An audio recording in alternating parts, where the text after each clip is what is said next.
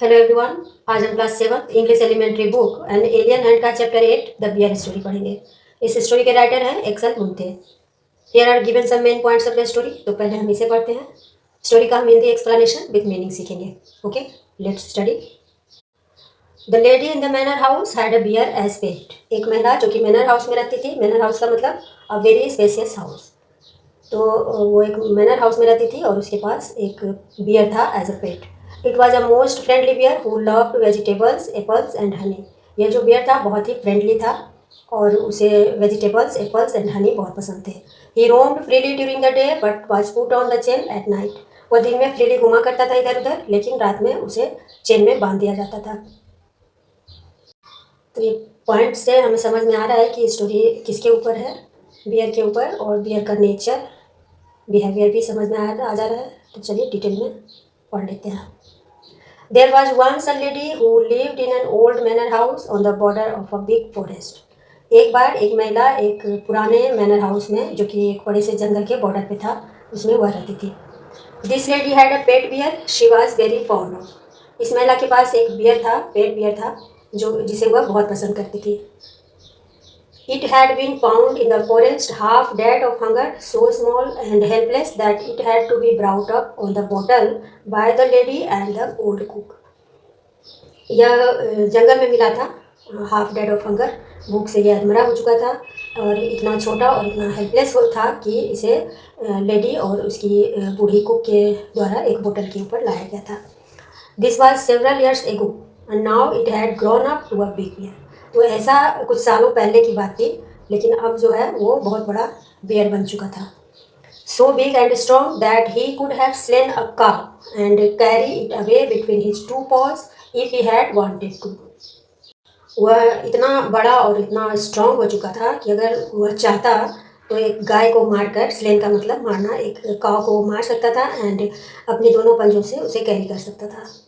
But he did not want to, लेकिन वह ऐसा चाहता नहीं था। He was a most amiable bear who did not dream of harming anybody, man और बीस्ट। वह बहुत ही दयालु बियर था। एमिएबल का मतलब सज्जन, दयालु।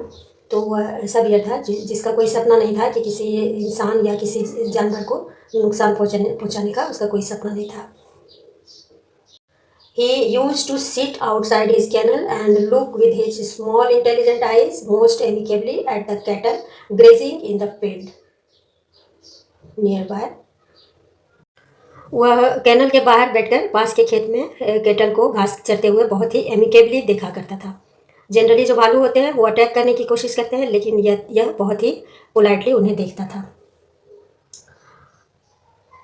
The three shaggy mountain ponies in the stable knew him well and did not mind the least when he shuffled into the stable with his mistress. तीन झबड़ा पहाड़ी टट्टू, मतलब एक प्रकार का घोड़ा, खच्चर जिसको बोलते हैं, वे इसे बहुत अच्छी तरह जानते थे और जब वह अपनी मालकिन के साथ स्टेबल में घुसता था तो वे बुरा नहीं मानते थे, मतलब उन्हें डर नहीं लगता था। The children used to ride on his back and had more than once been found asleep in his kennel between his two paws. बच्चे जो है इसके ऊपर राइड किया करते थे, इसके बैक पे बैठकर, पीठ पे बैठकर, और कभी कभी ऐसा देखा जाता था कि वे उसके कैनल में जाकर उसके दोनों पंजों के बीच सर रखकर सो जाते थे। The three dogs love to play all sorts of games with him, pull his ears and his stump of a tail and tease him in every way, but he did not mind it in the least. तीन कुत्ते, three dogs, उसके साथ खेलना, हर तरह का game खेलना उसके साथ बहुत पसंद करते थे। उसके कान खींचते थे, उसके पूंछ खींचते थे, स्टम्प ऑफ टेल मतलब छोटी सी पूंछ उसकी जो है उसको और उसे हर तरह से टीज करते थे। But he did not mind it, लेकिन वह इसका बुरा नहीं मानता था इन द लिस्ट, मतलब बिल्कुल जरा भी बुरा नहीं मानता था। He had never tasted meat, he had the same food as the dogs and often out of the same plate bread, porridge, potato, cabbage, turnip. उसने कभी भी मीट नहीं चखा था, क्योंकि वह एज ए पेट घर पे रहता था, तो उसकी मालकिन उसे बचपन से कभी भी मीट खाने नहीं दी थी, इसलिए उसे उसका टेस्ट पता नहीं था। वह वही खाना खाता था जो कुत्ते खाते थे, ब्रेड, दलिया, पोटैटो, कैबेज, टर्निप, यह सभी वह खाता था। He had a fine appetite and his friend the cook saw to it that he got his fill. उसे अच्छी खासी भूख लगती थी।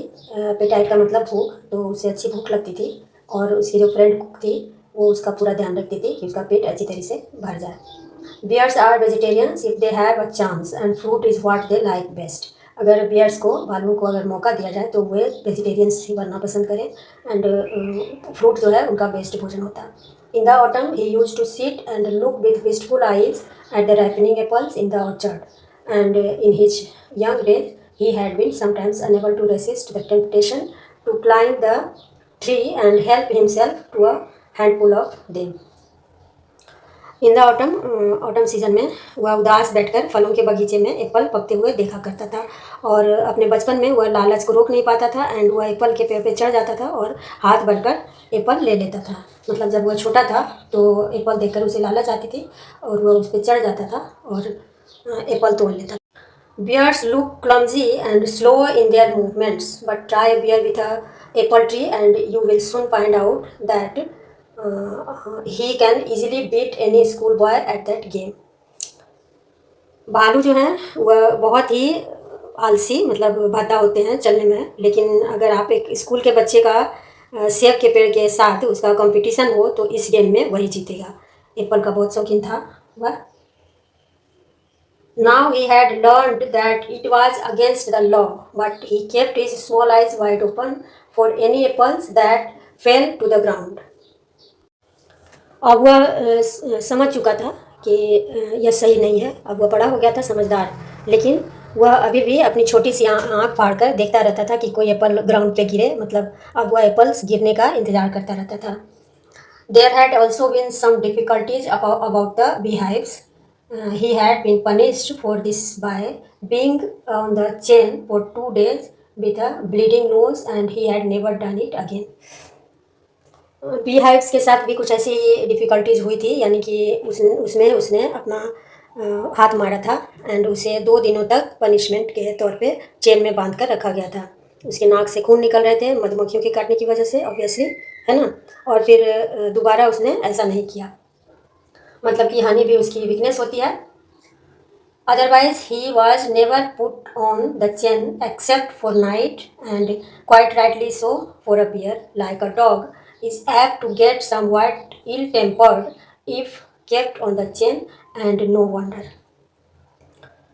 नहीं तो उसे कभी भी चेन में नहीं रखा जाता रात को छोड़कर। और यह तो सही है कि बियर्स को कुत्तों की तरह जंजीर में बांधा जाना उनके लिए इल टेम्पर्ड होता है, इसमें कोई आश्चर्य नहीं है।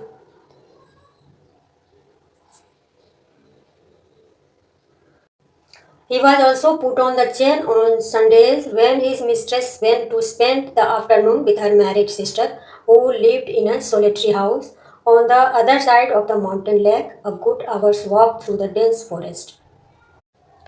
संडे को भी उसे जंजीर में रखा जाता था दिन भर, जब उसकी मालकिन अपनी मैरिड सिस्टर के साथ के वहाँ दोपहर का समय बिताने जाती थी, जो कि माउंटेन लेक के किनारे एक सोलिटरी हाउस में रहती थी।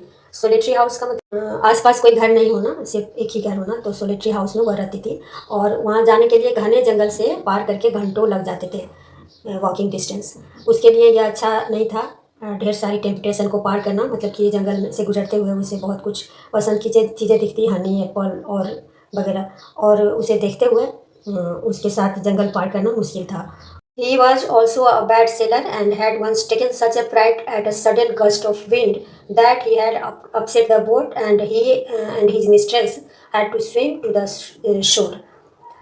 और उसे नाव पे बैठना भी नहीं आता था। एक बार वह नाव में था और एक हवा का झोंका से डर गया और नाव को पलटा दिया एंड उसको और उसकी मालकिन को तैरकर किनारे तक आना पड़ा था।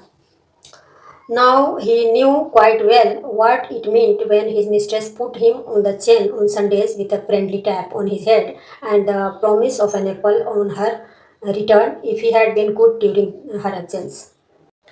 अब वह अच्छी तरह समझ चुका था जब उसकी मालकिन संडे को उसे जंजीर में फ्रेंडली टैप के साथ, मतलब प्यार से थपथपाते हुए जंजीर में बांधती थी और प्रॉमिस करती थी कि अगर वह दिन भर ठीक से रहेगा तो उसके लिए एप्पल लेकर आएगी। मतलब वह समझ गया था कि संडे को उसे जंजीरों में ही रहना है। He was sorry but resigned like a good dog when his mistress tells him he cannot come with her for a walk. उसे बुरा तो लगता था, लेकिन वह सब कुछ सह लेता था, एक like a good dog. When his mistress tells him, जब उसकी मिस्ट्रेस, उसकी मालकिन बोलती थी कि वह उसके साथ नहीं जा सकता था। One Sunday, when the lady had chained him up as usual and was about halfway through the forest, she suddenly thought she heard the cracking of a tree branch on the winding footpath behind her. एक दिन Sunday को जब वह उसे जंजीर पहनाकर हमेशा की तरह वह जंगल से आधे रास्ते पहुंची, तो उसे अचानक से ऐसा लगा कि जब वह फुटपाथ से टर्न ले रही थी, वाइंडिंग मतलब घुमाव, तो जब वह टर्न ली तो उसने पेड़ के तना के टूटने की आवाज़ सुनाई दिया उसे। She look back and was horrified to see the bear coming along full speed. वह पीछे मुड़कर देखी तो बियर को फुल स्पीड में उसकी तरफ आते हुए देखकर एकदम से डर गई। मतलब उसके पीछे वो एक बियर आ रहा था बहुत तेज़ी से, उसे देखकर वह चौंक गई, डर गई। Bears look as if they move along quite slowly but they shuffle along much faster than a trotting horse. भालू वैसे तो बहुत धीरे चलते हैं, लेकिन रेस में ट्रॉटिंग हॉर्स को से भी तेज भागते हैं। ट्रॉटिंग हॉर्स का मतलब दौड़ता हुआ घोड़ा। In a minute he had joined her, panting and sniffing, to take up his usual place dog fashion at her heels.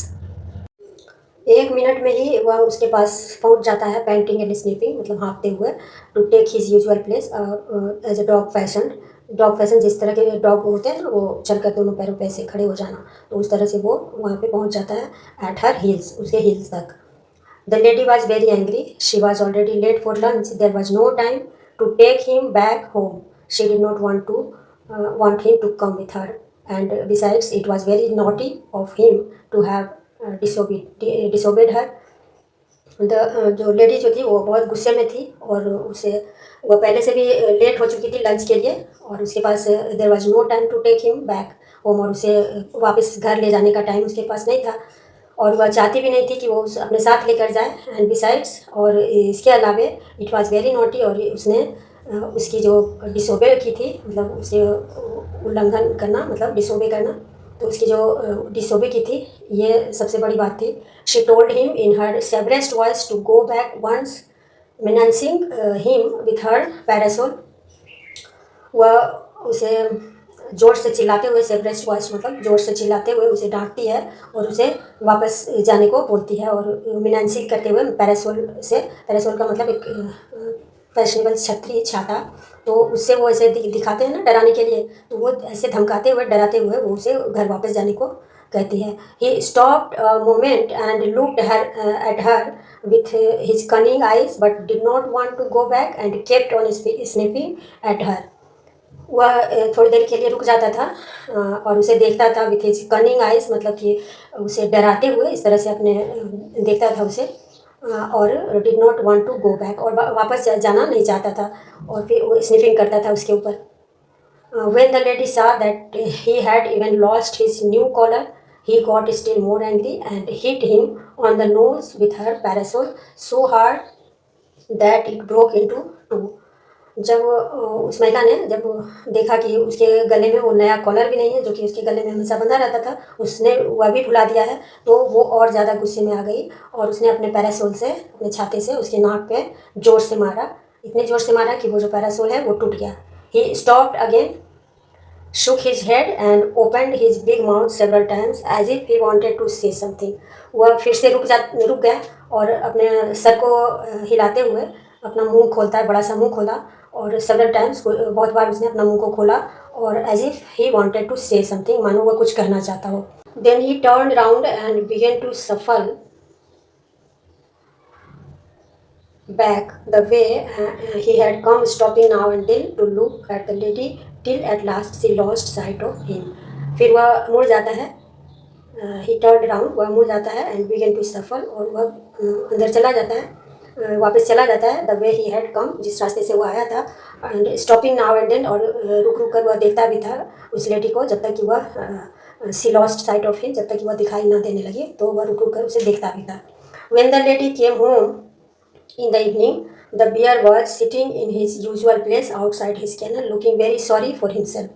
जब फिर वो लेडी वापस आती है अपनी सिस्टर के पास से, तो वो बियर को देखती है एज़ यूजुअल, मतलब जिस तरह से वो छोड़ कर गई थी उसी तरह उसी स्थान पे वह अपने कैनल में बैठा हुआ, looking very sorry for himself. ऐसा लग रहा था मानो उसे बहुत अपने ऊपर सॉरी हो रहा था, तकलीफ हो रहा था, मतलब गिल्ट हो रहा था, गलती फील हो रहा था। The lady was still very angry, lady जो थी वो अभी भी बहुत ही गुस्से में थी। She went up to him and began to scold him most severely and said he would have to be chained for 2 more days।